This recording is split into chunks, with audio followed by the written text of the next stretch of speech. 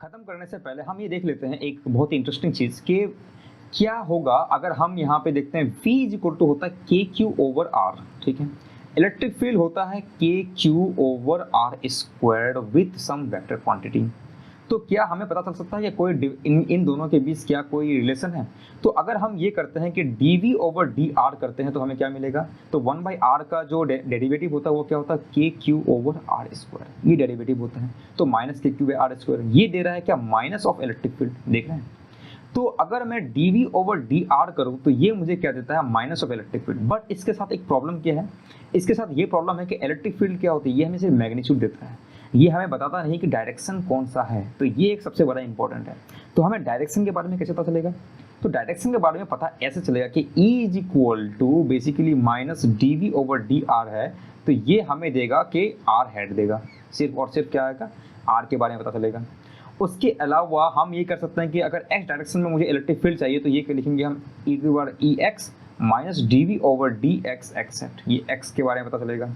E Y अगर मैं करूँगा तो D V over D Y Y hat के बारे में पता चलेगा। और ई जेड अगर मैं करूँगा तो minus D V over D Z Z hat के बारे में पता चलेगा। तो देयरफॉर इलेक्ट्रिक फील्ड जो होगा हम इन सब को अगर ऐड कर देंगे तो वो मुझे देगा E X X head, E Y Y head और ई जेड जेड हेड। तो इस तरह से हम क्या कर सकते हैं? पोटेंशियल अगर हमें पता है तो इलेक्ट्रिक फील्ड कैसे निकाल सकते हैं? जस्ट हम अगर डेरिवेटिव कर देंगे और हम देखेंगे हम किस डायरेक्शन में जा रहे हैं। तो ये तो डी या डी आर है। अब डी आर कहीं भी हो सकता है, तो मैंने क्या कर दिया? आर को मैंने ऐसे लिख दिया कि एक्स एक्स हेड है, वाई वाई हेड है और जेड जेड हेड है। अगर मैंने आर को इस टाइप से लिखा तो ई एक्स हम निकाल सकते हैं D V over D X, D V over D Y, D V over Z D Z. तो ये मुझे क्या देगा? इलेक्ट्रिक फील्ड इन तीनों डायरेक्शन में दे देगा। उसके अलावा हम क्या कर सकते हैं? सपोज कि अगर मुझे लिखना है कि अगर मेरे पास इलेक्ट्रिक फील्ड है तो हम कैसे पोटेंशियल निकालेंगे? इलेक्ट्रिक फील्ड हमें गिवन है, पोटेंशियल हम कैसे निकाल सकते हैं?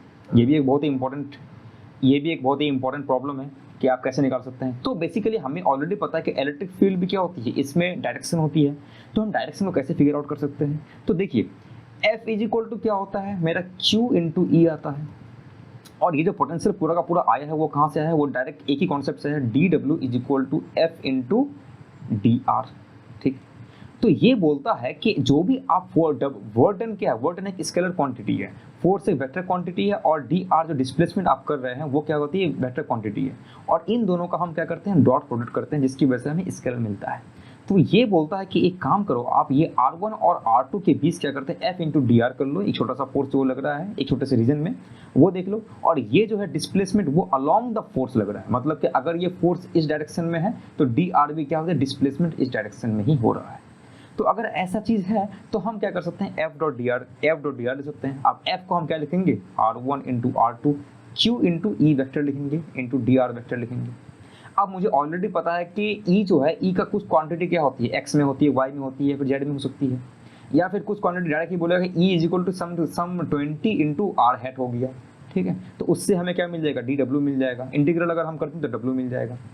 अब बेसिकली क्या होता है कि ये जो Q है वो क्या है? एक टेस्ट चार्ज है। तो अगर हम इससे डिवाइड यहाँ कर देंगे और Q से यहाँ डिवाइड कर देंगे तो बेसिकली मिल जाएगा पोटेंशियल मिल जाएगा। तो ये मिल गया आपको R1 R2 इंटू ई टाइम्स डी आर मिल गया। तो अब यहाँ प्रॉब्लम एक और चीज़ है, एक और चीज़ ये प्रॉब्लम है कि W बाई Q, ओके, तो मुझे रेफरेंस पॉइंट सेट करना पड़ता है कि R1 इंटू R2 है। तो मान लीजिए कि अगर मैं यहाँ पे इलेक्ट्रिक फील्ड लिखा दो चार्ज के बीच, क्या होता है? K Q over are square होता है। ठीक है, तो यहाँ पे अगर मैं लगाता हूँ 1/r स्क्वायर डी आर, तो डी आर के लेटर से ये आर हेड डायरेक्शन में है तो R into R D R, तो ये खत्म हो गया। बिकॉज डी आर वेक्टर को हम ले सकते हैं D R times R hat, D R एक मैग्नीट्यूड है, R hat into R hat खत्म हो जाएगा। तो अगर मैं इसका करूँगा तो वो क्या मिल जाएगा? -1/r मिल जाएगा। ठीक है, V is equal to -1/r मिल जाएगा इंटू इलेक्ट्रिक फील्ड के साथ साथ क्या होता है? के क्यू तो आता है, ये K Q by R, K capital Q by R. Problem ये है कि इससे पहले हमने ऑलरेडी देखा है कि V इज इक्वल टू क्या होता है? प्लस के क्यू बाई आर आता है और यहाँ माइनस आया। तो इसको हम कैसे करेंगे? इसको हम करेंगे कि ये देखो W बाई क्यू देता है, एक पोटेंशियल एनर्जी देता है। तो अगर हमारे पास कोई चार्ज है और नेगेटिव चार्ज है तो उससे हम क्या करते हैं? दूर ले जाते हैं। दूर ले जाने पर क्या होता है? नेगेटिव साइन राइज करता है। और अगर यहाँ प्लस चार्ज हम लेके आते हैं तो काम क्या करता है? हमें उल्टा तरफ काम करना पड़ता है। तो इसको कंपनसेट करने के लिए हम डायरेक्ट नेगेटिव लगा देंगे यहाँ। तो अगर मैं नेगेटिव यहाँ पे काम कर दूँ तो ऑटोमेटिकली मेरे पास क्या आ जाएगा, सारा का सारा जो चीज़ है वो ऐसे आ जाएगा। अब आप देख सकते हैं कि ये कैसे हो रहा है, ये बेसिकली ऐसे हो रहा है कि मान लीजिए आप इन्फिनिटी से लेकर आर में आ रहे हैं, तो ये तो माइनस का माइनस रहेगा ना, तो यहाँ मैं लिखता हूँ फिर से v इज इक्वल टू, आप भूल जाए कि नेगेटिव साइन था, तो -1/r इन्फिनिटी r, तो -1/r प्लस 1/इन्फिनिटी, तो ये 0 हो गया। अगेन माइनस साइन तो आया ना, इसीलिए यहाँ माइनस साइन आया था।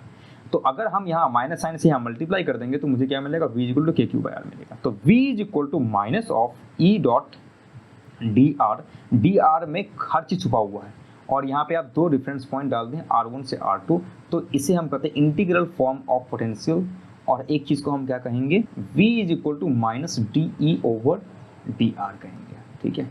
तो ये अगर हम दो चीज़ कर लेते हैं तो काम हो जाएगा। अब मैं आपको ऑलरेडी बता देता हूँ कि ये पोटेंशियल क्या है, स्केलर क्वांटिटी है, ये स्केलर क्वांटिटी है, यहाँ चला गया वेक्टर क्वांटिटी। इलेक्ट्रिक फील्ड, अब जो आप बेसिकली आप ये dr है, dr कुछ भी हो सकता है, जैसे कि dr अगर आप वेक्टर क्वांटिटी है तो आप लिख सकते हैं यहाँ पे x hat, y hat plus z hat. मान लीजिए कि आपको कुछ सर्कल में चाहिए, ठीक है ना, सर्कल में आपका एक सिस्टम बना हुआ है, तो सर्कल में क्या होता है कि या तो ये चीज़ इधर जाएगा और या फिर ये ऐसे कभी घूमता हुआ रहेगा, r और थीटा दोनों होता है। तो उस केस में हमारा जो dr होता है वो दो तरह से होता है, एक होता है dr r हैट और एक होता है r d theta theta hat, ठीक है। ये सर्कल के लिए हो गया। अगर आपका जो कोऑर्डिनेट सिस्टम है वो सर्कुलर टाइप का है, मीन्स कि इधर आप यहाँ जा सकते हैं और ये फिर ये इधर घूम सकता है, ठीक है। ये भी सिचुएशन कभी कभी अराइज करता है, तो dr उस केस में ऐसा हो जाएगा। तो v इज इक्वल टू क्या हो जाएगा, इन सर्कल, अगर मान लेते हैं आप ये कर सकते हैं कि v इज इक्वल टू हम लिख सकते हैं dr d थीटा, और हम लिख सकते हैं v is equal to minus de/dr, ठीक है। तो इस केस में ये वाला ले लेगा और इस केस में ये ले लेगा, तो आपको दो टाइप का पोटेंशियल मिल जाएगा एक ही पॉइंट पर, कि पोटेंशियल एट सम एट, ये इसमें क्या है, इसमें क्या, आप इन दोनों को आप ऐड कर देंगे तो आपको टोटल पोटेंशियल यहाँ पे इस पॉइंट पे मिल जाएगा। तो ऐसा भी होता है।